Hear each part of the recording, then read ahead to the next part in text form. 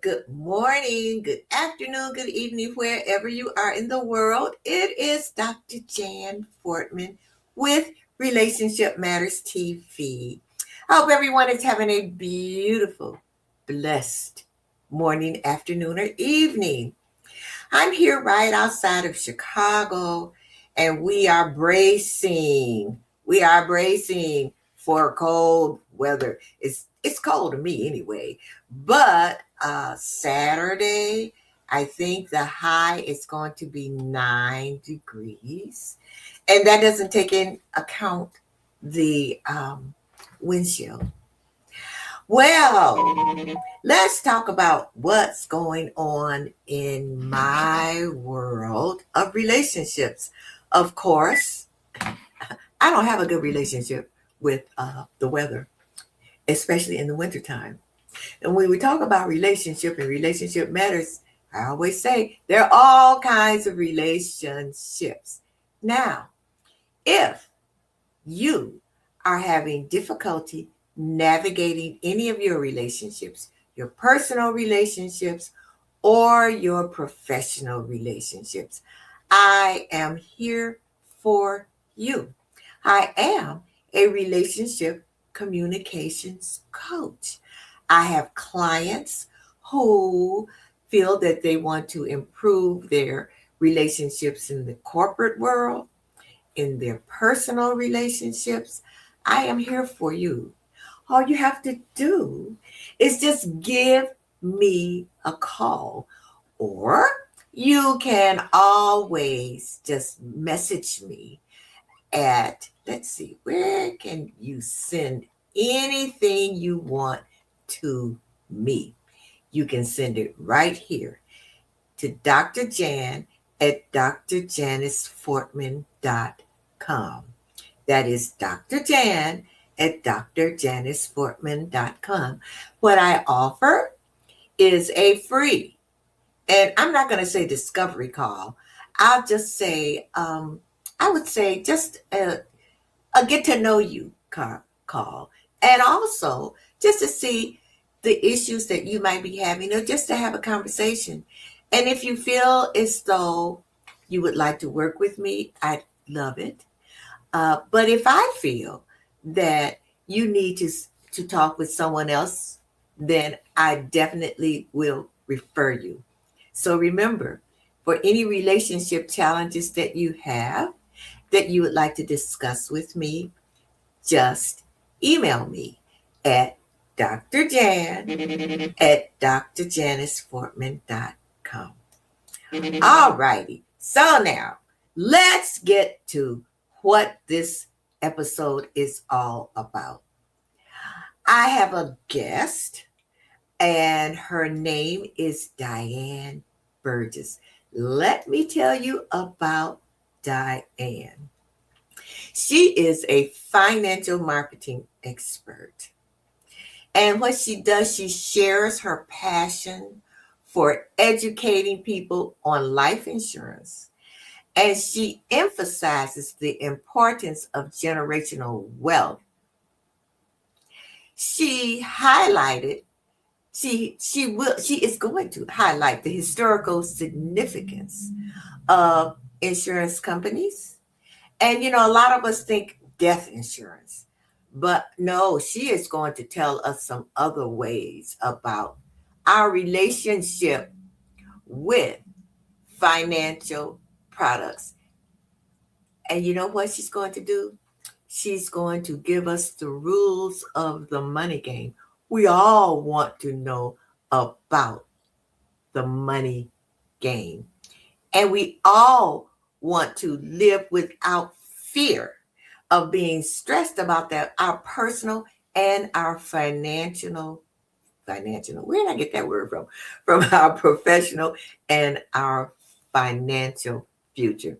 So, without further ado, as they say, um, it's Dianne Burgess. Hello, Dianne. Hi, Dr. Burgess. Thank you so much for inviting me. I appreciate it. I truly do. And it's just, I'm so happy that you are here because I know you're going to give us a kind of different take about insurance. I used to sell insurance, one of my many careers. And I never thought about it as generational wealth. I would say that my focus, really, even though they called it life insurance, Mhm. was I think my focus was really more so death insurance because I think that's what we think about it. But before we get into that, I want to know, how did you decide that this was going to be your career? I decided this was going to be my career after getting out of the banking or mortgage industry. My mom was going through her. I really didn't know it. I really didn't think about this. You could have never in a lifetime told me I was going to be an insurance agent because that was sales, and I wasn't a salesperson. And even though I was doing mortgages for so many years, people said you were sales. No, I can't sell you what your credit, and income, and assets can't buy. So I just never thought about it. And as my mom was going through her transition and I was leaving a, another career, um, I found out she bought a burial plot in 1997 for $850. And she had a small policy. I was so proud of her. So proud that she was able to take care of herself, even though she didn't have insurance on anyone but one of us, because she thought she might have to bury that other person first. And so I continued. Bless you. Yes. So I continue with it, but we that's really what made me get into it. And I just noticed after I seen what she did for us and her children, it made me really think about our community. We get gym shoes. Michael Jordan don't wear his gym shoes. The Asian don't wear their hair. No, they do the nails. I'm not knocking anybody. Starbucks $10 a day, and then marijuana. It's okay. But then when life hits you, go fund me and think that that's the way out, and that's not fair to your children, because first of all, you're not leaving them anything, because life be life and all the time, you don't know when it's going to happen. So it was really my passion to make sure that our community is missing this information. They would sell us, but they wouldn't tell us. They would Oh, sell us insurance, but they didn't tell us what we were buying. Our relatives, they sold us term, they tell us it was termed, and tell us it was going to expire, then tell us it was decreasing, and by the time we die, we have nothing. So, that was unfair. And that's, for me, I'm 65. I didn't know anything about insurance other than paying my mother bills since I was 14. So even though I went to business school, it still did not teach me about life insurance. If your family or you weren't smart enough but got educated, then we get lost and think we just have to die for this. But it's more than just for death. It truly is. It's for, people think that they have to die for it, but it has what they call living benefits. If something chronic, critical, terminal, heart attack, stroke, or cancer, or you can't do 2 of the 6 daily living activities, you should be able to access your insurance up to 90%, depending on the time that you started and everything happened. But we don't know that. We think you have to die to get it. And you don't. One of our business partners, her husband had a stroke at 38, and she didn't think that she'd had anything. Only to find out they told him he wouldn't be able to walk again. He's 38, healthy. She called the insurance company and found out that she had money, and they wired her over $200,000 from a life insurance policy, what people think is for death. That's powerful because that she was able to make sure that her husband got the right care, and 2 years later he's walking when they didn't tell him he wasn't going to walk at all. So this is the power of life insurance that we don't know about because of, again, they would sell us our family, but they wouldn't tell us. So my passion is to make sure that the community know about it, not just one here and there, but as a whole, like reaching out to big centers of influence to make sure that we get it out there. So how do you reach out? How do I reach? I'm building relationships, and I have since I was 14 with people, and I didn't realize that I've been volunteering since I was 14 years old. Uh, but just being out in the community, educating the centers of influence, like the pastors, um, the nonprofits, the businesses. Why? Because even though you have a job and you have insurance at your job, if anything, either one day the job gonna leave you or you're gonna leave the job, one way or the other. And then insurance may not be there. And if it is, it's gonna cost more. So my thing is to get connected with the community, always being out, talking to people, educating to allow me to get in to talk to them about college savings. At the end, it's going to end up with insurance, which is a better product than any savings or any 529 plan. You know, So so now, okay, stop. mhm, 529 plan. Now you know what that is, but what is it? that's a savings plan for children to go to college, but you can only use it in the state. You can't use it outside the state. That's how another product, which is life insurance, IULs, would come in handy. And that way they can, if they're getting, you can get both. But the IUL, Index Universal Life Insurance, allows you to use that money anywhere for anything instead of just for education. Oh, okay. So what you're really espousing is not just getting it just for death benefits, but for getting Yeah. it. One thing you talked about was generational wealth.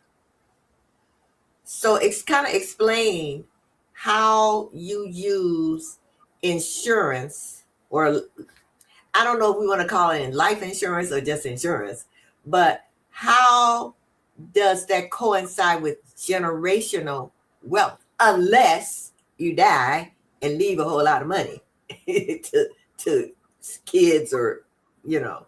So explain that. I think about if I think of anything, I would think about the Rockefellers. They're about 7 generations deep, meaning when their child comes into the world, they get $1 million policy, allow them to access it. When they pass, it goes right back into the family. That's creating generational wealth with life insurance.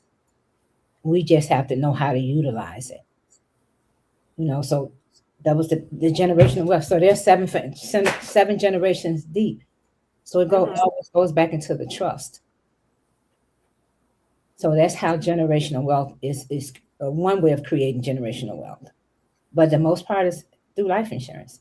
Either way you go, from what I'm understanding through the couple years that I've been doing this, everything, college funding, business startup, retirement, everything is your life insurance is the foundation for everything. It's the foundation for your house, for your 401k. If once you pull the life insurance rug up on you, everything else falls apart. The first thing to go with we do, we build our house, let this say upside down, meaning that they put the life insurance on the top, and that's the first thing they move when everything else falls apart, like your 401k, your real estate, your bank. When those fall apart, the first thing you stop paying. I had people tell me, I have to pay my credit card, so I can't pay my life insurance. Hmm. So that's kind of backwards. Again, I'm just learning, and mine is for education. So I'm not saying that I know everything, but Hmm. as I go along, all I do is sit up and listen to that on my TV. It's cold, etc. Educate myself on what helping people understand and not having our families be afraid to talk about the inevitable at the end of the day. So, I'm making sure that my grandsons will have that Rockefeller effect. As I get put money in, I'm taking make sure that they do, and help and get my son and my nieces and nephews to understand the value of life insurance. So let me ask you this, Diane. Uh, Now, when you're talking about generational wealth and you're talking about like, don't you have to be in it for? So I know what term is. Term life insurance is usually cheap, but like it expires and you're not really saving any money in it. So let's say I take out, because I can't now 'cause I'm too old, but let's say I take out $100,000 worth of life insurance. Okay, so that would mean that the death benefit is 100,000. But since it's not term, it's like, I guess, it's been a long time since I've been in that field. So it's like whole life or universal. Okay. But don't I have to be in it for a while and have enough money in it, so to speak? Like with whole life, I know that you pay your premiums, and part of your premiums going to your death benefit, and the other part is like saving. So don't I have to be in it for a while before and accumulate, you know, money before I can really talk about generational wealth or passing it down? Um, you can term. You talking. First you said term, and then you said the other piece. So I You know, just with term, you're not amassing, you're not saving. In other words, you can't pull money out of that. Is right, that correct? right. You can't pull money out. Because that's really death insurance. Right. Well, not really, because have you ever heard of a ROP, or return of premium? No. That means that once you, Yeah. yeah, that's okay. Well, I just found out 2 years ago.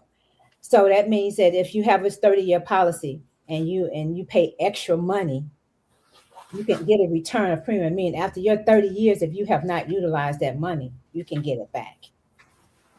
After 30 years. I mean, whatever your term is, 10, 20, 25, 30, I think it's 30, you'll get the money back if you pay extra for what they call a ROP, return of premium.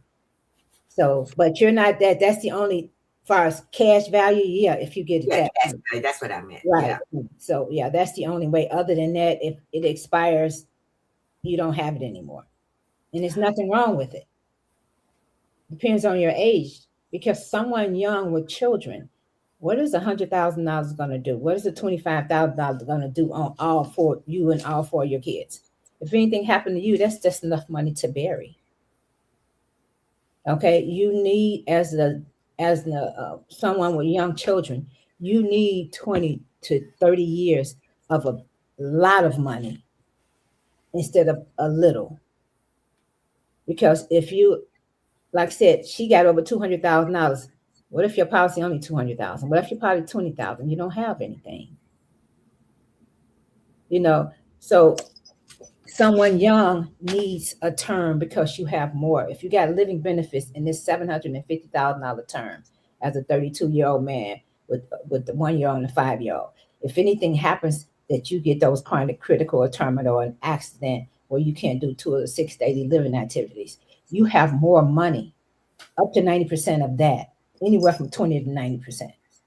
Okay. But you have that because what is, if you can't work, what is $100,000 going to do? So you have to, as a young person with children, you have to protect the financial part of that young person that you have, because again, 9 times out of 10, you can't afford that $1 million policy on a whole True. lot. On whole life. Right, but with the term, you have it, and then you can convert a portion of that later into a term, into a whole life. Or somebody bought a small term just to bury themselves in a lock in their age, and they got a $750,000 term, and they're just locking in their age, and they're not spending a lot of money, but everything that they have living benefits.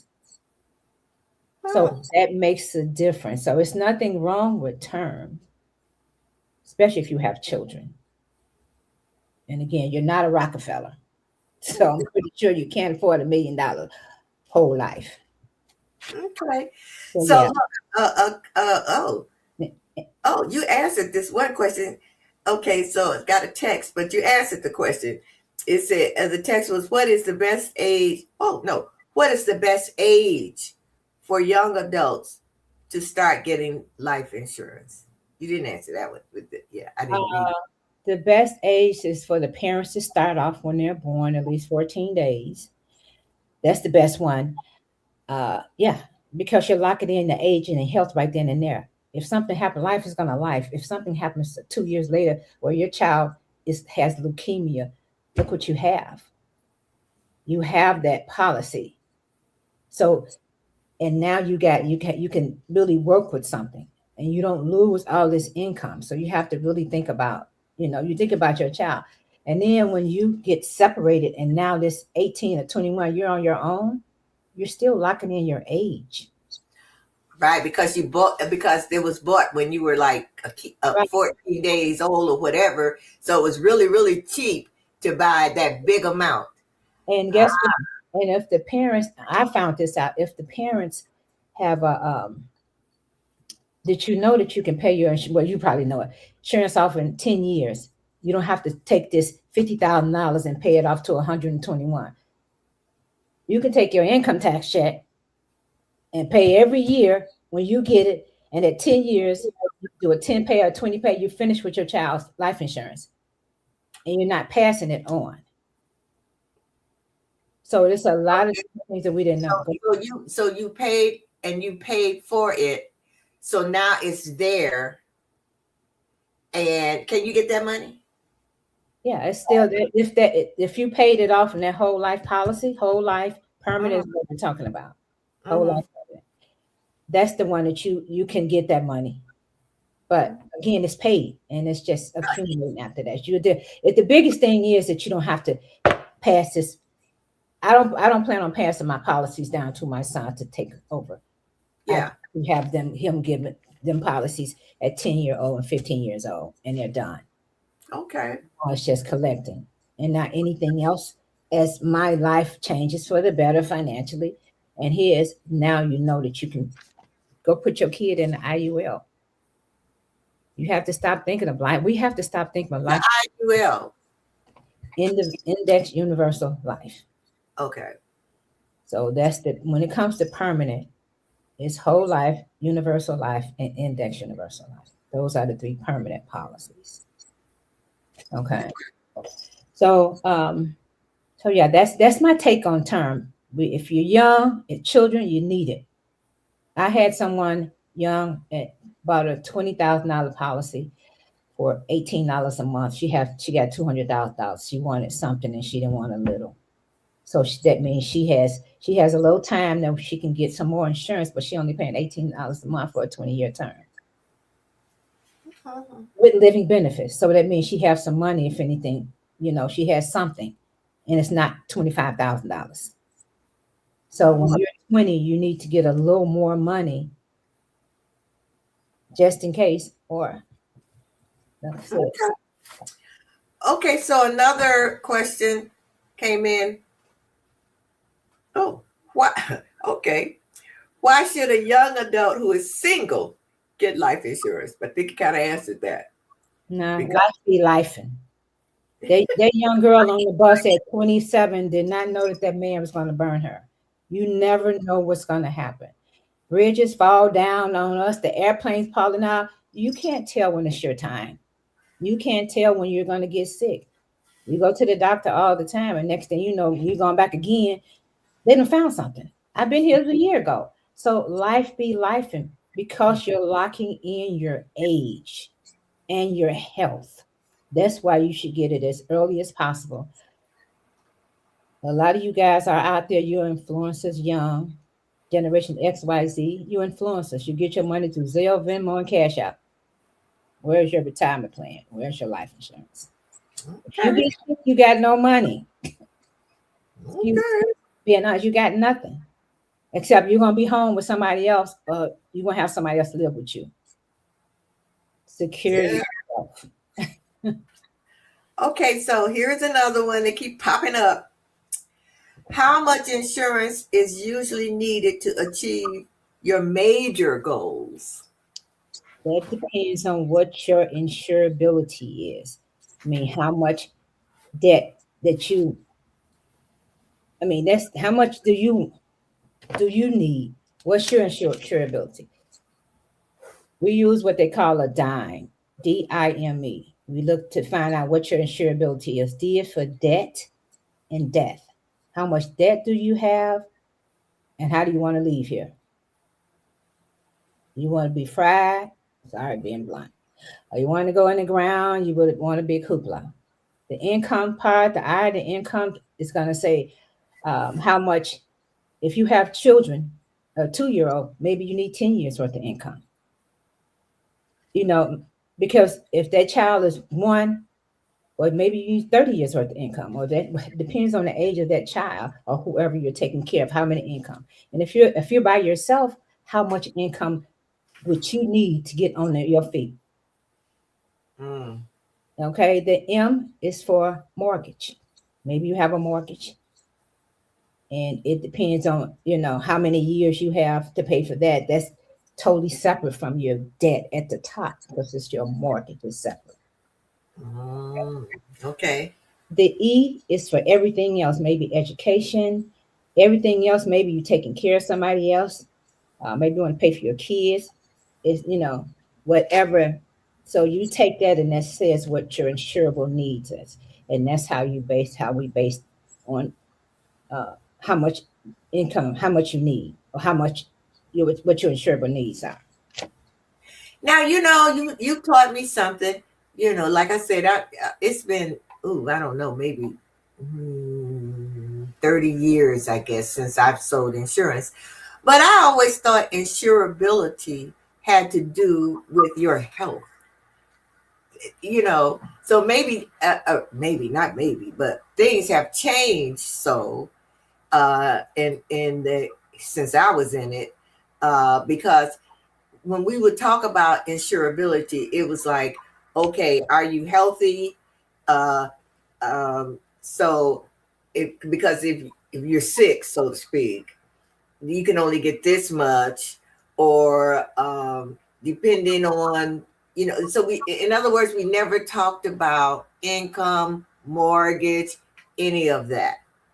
So this is something that I think is really great because uh, it really gives you more insight into whether or not you know what type of policy that you get. So that's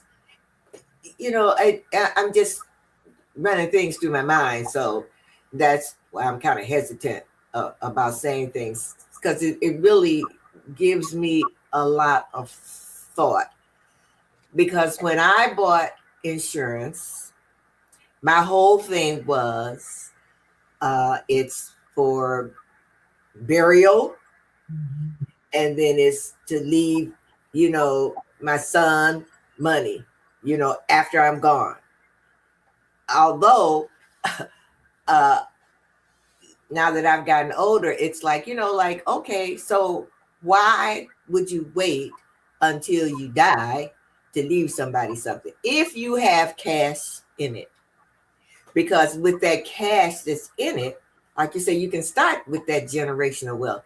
You take someone that's maybe got $200,000, $300,000 worth of insurance and bought it when they were young, and it's a nice piece of change in it. Okay, so now I don't know if you agree with me or not, but maybe you do. That, okay. So rather than, oh well, we'll wait until I pass, you can take this money. You, like you said, you can start your business with it. You can buy a home with it. You can, whatever. So I'm kind of trying to tie it in to when you talk about generational wealth. Okay. Yeah, that's what I'm saying. Yeah, and you were talking about the insurable needs first of all. When we was talking about insurable, that's the financial. The dime is the financial insurable needs, I got you. right? And other than that, life insurance is based on your health, your age, and your gender. So that's the in life insurance piece. And they're making sure you're insurable that piece, but the other piece is your financial insurability in case again something happens, you get sick, you know, you still have that's a financial. So at least you'll have that. You know what you have there. You may not be able to afford all of it, but at least you can get close to it. So So now, like you say, you're an agent. Do you do you feel that you have to form a relationship with the person that you're trying to educate? So I'm not going to say sell, but if you're trying to educate them about their insurance needs, do you go in to sell them, or do you go in to make a relation, get a relationship, have a relationship with them, you know, so they can listen to you and trust you? Because I think a lot of times people, if they say, "Oh, she's insurance agent," "Oh, she trying to sell me something." yeah, So, so what is your process? How do you go about it? it's all about building relationship. Like Okay. we would, they would sell to us, but they wouldn't tell us. Okay, I got you. Like we have to. Someone asked me, "Can you give me a quote?" No, I can't give you a quote. I need to know who you are. Need to know what's happening in your life. I need to know, the family. If I give you a $25,000 quote, you got 3 kids in the back. How is that helping you? And you just said, I just want a quote. Well, I need to know the dynamics of your life in order to give you a quote. So it's not about selling, it's about building relationships. That's the first and foremost. Because they have to, like you before they trust you. Okay. So, I can't not go past just cannot give me a quote because at the end, you're gonna go into something, you're gonna get a life insurance policy now that you might not be able to afford because I just sold you and I didn't get to do what we call a financial lifestyle strategy. I didn't get to do that on you. So I'm just selling you something because you asked for it. And Mhm. now 6 months later, you can't afford it and you've paid $100 a month and you wasted $600 and you let it lapse. It doesn't make sense. If you can't afford it, you can't afford it. So Do you tell people that? If yeah. you do, You, if they say, okay, I want $500,000, and I'm going to pay 150. I'm just throwing out, that's numbers. $150 a month. But when you're speaking with them and getting to know them, do you tell them that you really don't think that that would be a wise decision on their part? Or do you do like a lot of insurance agents do? They look at their commission and they say, okay. No, again, we do the dime to see what your insurable needs are. Okay, and So, we're okay, I'm getting playing the devil's advocate here. okay. You've done. I'm trying to. I need some insurance, Okay, and so you've done this process, the dime. And then dime. when you finish with this process, and you say to me, "Okay, this is what I recommend that you." I'm just saying, I don't know Mhm. that you recommend that this is the one for you, and I say to you, no, I want to pay because I want $500,000 worth of insurance. And no, you've done all this, but I want to, get this $500,000. What do you do? Again, we've done the dime. We're doing a financial lifestyle strategy to see what you can afford, and it's going to be in black and white to say you want this, but this is what you can afford. And it's not going to work. You can get something cheaper, but it's not going to work for you. So I explained to them why it's not going to work for them, and give them if there's other options, but if their income says this is what they can afford and they want to do this, it doesn't make sense and probably won't do it because You want, no, because they're going to default on it later. It's going to lapse. okay. It's going to lapse. It doesn't make you can go to someplace else for that. It's not doing it. I don't need your money that bad. Okay. Because again, I'm late and you asked me, we did to dime, we did your financial lifestyle strategy, and now this is what you want, but this is what you can afford. You might need $1 million worth of insurance, but your income says you can only afford 3 or 5. So, Okay. it doesn't make sense. That's where trust comes in. Yeah, it doesn't make sense. That's what I was getting at. That's where trust comes in. Because people have opinions about and sometimes they're negative opinions about insurance agents because they might look back like and say, somebody sold my mom 25 cents. The insurance company came in for 20 years and she gave him her nickel or 25 cents.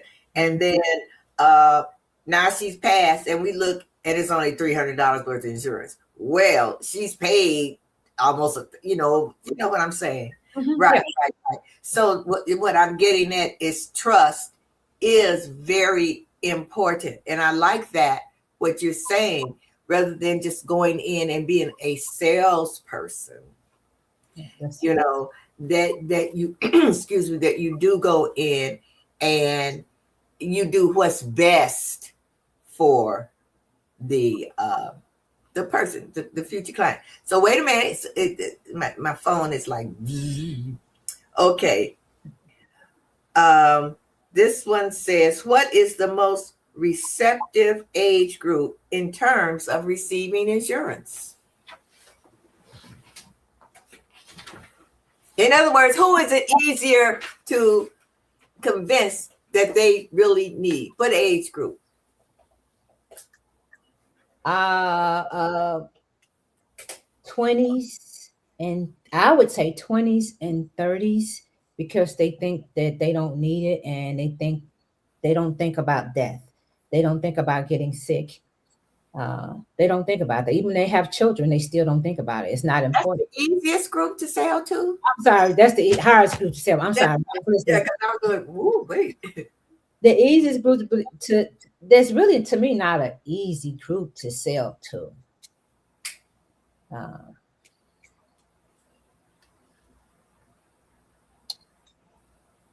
I almost to say that somebody just unfortunately just had something in the family and they keep paying for it. They're getting tired of paying for family reunions, so now they're more receptive to it. So that's the age group. People, to me, it's like people who've lost family and they've been paying and getting GoFundMe and doing this and that. They're, to me, are kind of the easiest one. Yeah. And like you said, when something happens in a family and you find out, like you said, they don't have anything and you got to knock on the neighbors' doors and you got a bed. Yes. Yeah. And then I think probably that's the easiest group, the relatives and friends that, when you had to go to them, go fund me or something to get the money. And then they find out how important I'll say death insurance is. Yeah. But what I like about what you're saying is you talking about how to use. Can benefit you. Yes, Mm-hmm. yes, yes.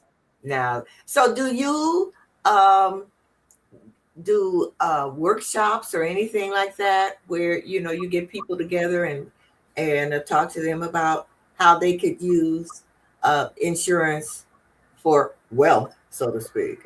Yeah. Um, we're always giving it in our office in Oak Brook at Mhm. least twice a week on Tuesday evening and Saturday morning. But I'm also building, I've got a couple of workshops that's coming out next year. Where I build, this is one time I build my relationship. So now I'll be able to, what they say, bring the meeting to the people so that they can understand it. What we call bring the meeting to the people instead of them coming to us in a setting where they're more comfortable. Okay. It'll be workshops on college planning. Uh, Again, the rules are the money game. Let me tell you about the rules. When it comes to your income, there's only four ways that we're going to get income. We're going to be an investor, an entrepreneur, a business owner, or you're going to work a job. No matter what you do, when it comes to that income, there's only three ways that it's going to grow for those four people: entrepreneur, investor, uh, business person, and W 2. It's either going to be fixed, that means it's in the bank, or it's safe, but you don't get a good rate of return. It's going to be in your variable, which is your 401k, your pension, your 403b, your TSP, your crypto, your real estate, where it's up and down in the market, and it's not stable. So you do have growth, but it's risky. So if you combine two of them, the fixed and the variable, then you get a fixed index annuity. Where once you put your money in, you get your 401k, your pension, or whatever. Because I had to put my 401k in there, and because I lost 30,000. Once you put your money in, and the market goes up, you get that gains. If the market goes down, it flat lines. That means you don't lose your principal nor your gains. If the market goes up again, you get those gains. If it goes down, remember, zero is your hero. You don't lose anything. Okay, those are the three ways money grows. And when you get those three, you want to make sure that it's liquidable. You want to make sure that it's safe and it's get a good rate of return and there's a tax advantage. So, in it, believe it or not, all of this, that annuity, and to make sure there's only one product that makes your money is liquidable. That's your life insurance. It's safe. You get a good rate of return, and there's a tax advantage. So those are the rules of the money game. And to make sure that you're not building uh, your house upside down, make sure that whatever you have on the bottom of your house, think about this. If you have a house, where do you want it? Where do you start with? Do you start building a house? Where do you start with? The foundation. That's your life insurance. Everything else, you need your life insurance to make sure everything else grows. Remember, you got living benefits, you got life insurance. Something happens, how do you pay that rent? How do you keep that 401k going? How do you put money in the bank? So for me, those are the rules of the money game. So how is insurance? You said something about taxable. There's a tax benefit, It's a tax advantage, a tax advantage. right? Because the monies that's in there when you pull it out, As a loan, it's not taxable. If you have a living benefits and you pull that money up from your living benefits, it's not taxable. There's a tax advantage. Really? Mm. Oh, okay. Okay. Didn't know that. I thought if you pulled it out, even as a loan, that ended up being income. That's No, not income? no, they weren't that couple that pulled that 200 and some $1,000 from their living benefits. No, it's not income. It's not taxable as income. Really? Okay. That's very, very, very interesting. Very, I always thought, uh, yeah, okay, all right, okay. So, so bottom line, if you have life insurance and then a 40, let's say a 401k. Well, let's go back to the 401k. Like you said, you can, the stock market goes up and you're making a profit. And let's say the stock market goes down. The profit that you made, that will leave you, but the amount, let's say you put, I'm just go $50,000, and now you've made, because the stock market has gone up, you now it says that it's 65,000. Now the stock market crashes or goes down. Now you lose what you've gained, but you just cannot lose that initial amount that you put in, like the 50,000. You're talking about you talking about in your 401k? Yeah. You can lose the principal in your So 401k. you cannot lose the principal. You can lose your principal. Oh. You can lose the gain too. Remember, I lost $30,000 in my 401k. So that was your principal and your gain and your principal. Today I lost $30,000. You don't know. I mean, I don't know what I had in there, but 9 times out of 10, guess what? If it was in an index annuity, I wouldn't have lost anything. Okay. I wouldn't have lost anything in that index annuity. Okay, in the index annuity, do you get interest? Yes.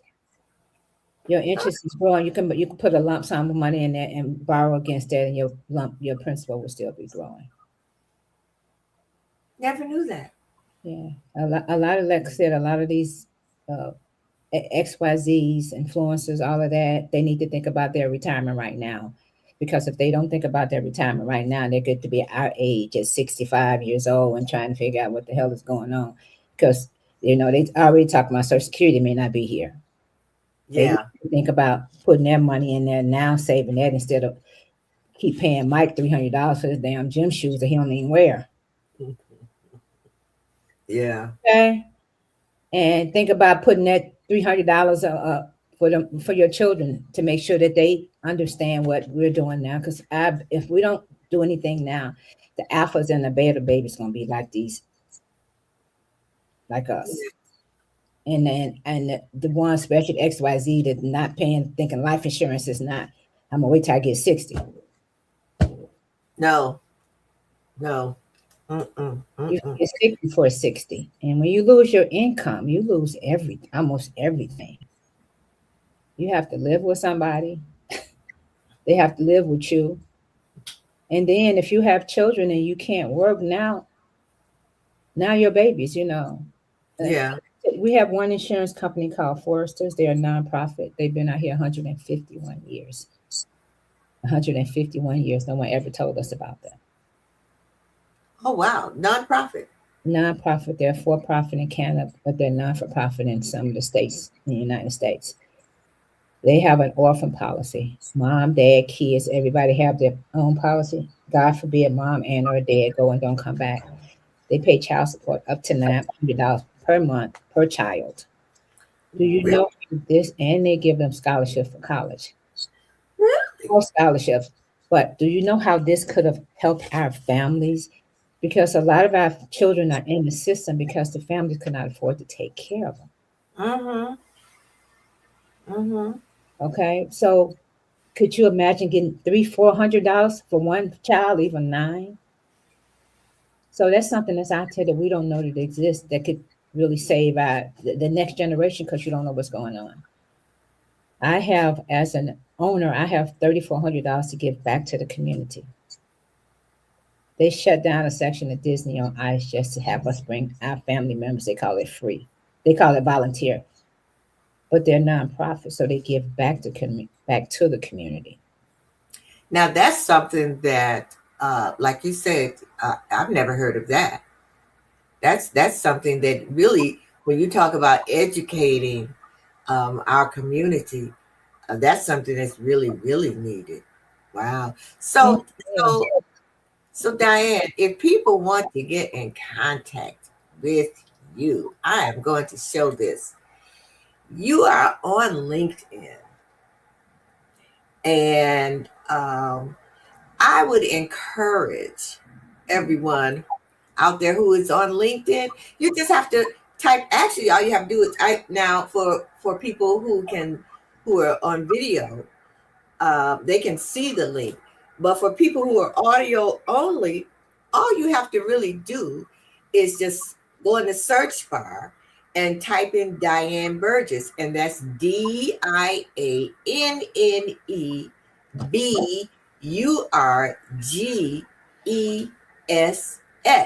Now, if you want to see her in action, you can go to her Instagram page, and it's Lady Di Burge. Where you get that from? LADYDIBURG. Where'd that come from? My grandmother used to call me Lady Di. Okay. So that was her name for me, and I just stuck the Burge on there. And then I created my mom. I did the same thing for hers, and it just came up. I Okay. couldn't get what I wanted, so I still dealt with that one. Okay. And okay, so now if you want to see her in action, Instagram, that's Lady Di Burge, LADIBURG. And she's everywhere. And she's also on Facebook. And it's Lady Di 717. That's oh, what happened to it? It left. Uh that's because it's on a timer and I don't want it on a timer. But anyway, it's Lady Di 717. So Lady Di, tell me, what is it that you would like to leave to the audience today? What's the most important thing you think they need to know? Um, we need a lot of foots on the ground. There's not enough of enough of people out here educating our families. A lot of the insurance agents they retired in December 2023. There was 59 and a half. So that means there's no one out in our community educating. Remember, education over sales. So we need more people out there. People, this is the way the rules of the money game. This is how you make money is to help others, to get, your friends and families and anyone to give them this information. You know, this is how you make money on a part-time basis just by providing education. We also have credit counseling. Let me pray this. That's not counseling. Debt settlement, where someone has $7,500 or more worth of debt. We help you settle the debt. And I'm a hair club member. I'm already in the program. Somebody left me some debt, so I decided to settle to make sure that at least I know every product I have is from what I'm educating others with. I don't have anything that's in the streets except the car insurance. Okay. Yeah. All right. So yeah, I if you know someone who's a salesperson, a teacher that's enthusiastic, that's energetic, and like making money, 312-919-0999 or the links. So we need a lot more people out. And just one more thing, we're in 49 states. I'm licensed in 12. We're in 49 states, Puerto Rico and Hawaii. So we get to serve a lot of people. And you don't have to live there to help there. Okay. Well, Diane, thank you so much for being a guest. You have educated me, and I thought I knew a little bit about insurance, but you have really educated me. I really appreciate it, and I wish you so much success. So keep educating our community because our community really, really needs it. Thank you so much for this. I really appreciate it. And, one more thing, the biggest thing that we need to get these family reunions together. I do family reunions, education. I do it on Zoom. If you're in another state, we just need to make sure that these alpha and beta babies are Rockefellers. All righty. But thank you. So Thank you have a beautiful, blessed rest of your, I don't have to say morning, afternoon, evening because you're here in Chicago, evening. And you. stay warm. And I love your Christmas sweater. I meant to say that. I have about 25 days of Christmas. Okay. All right. All right. Thank you so much. All righty. Take care. Bye. Bye-bye. All right. Bye-bye. Wow, this is really very interesting, very educational, very informational. And I hope that you seek Diane out. I put her contact information on the lower third. So if you didn't get to see it or read it, you can always go back and watch the YouTube recording, which is the easiest way to watch the recordings. And just go to Dr. Janice Hooker Fortman. And if you know anyone who you feel that really needs her services, contact Dianne Burgess. That's DianneBurgess. So you can find her on LinkedIn, you can find her on Facebook, and you can also find Lady Di Burge on Instagram. So have a beautiful, blessed rest of your morning, afternoon, or evening. And remember, there are all kinds of relationships, all kinds of relationship matters. Life is about relationships. So I'll see you again next time on Relationship Matters TV. Bye-bye.